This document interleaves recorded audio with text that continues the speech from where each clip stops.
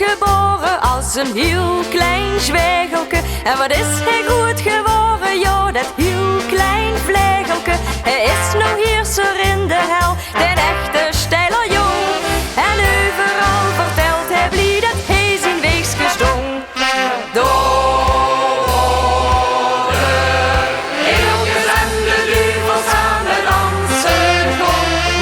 Lucifer met zijn Pietrus aan de tapkast stond.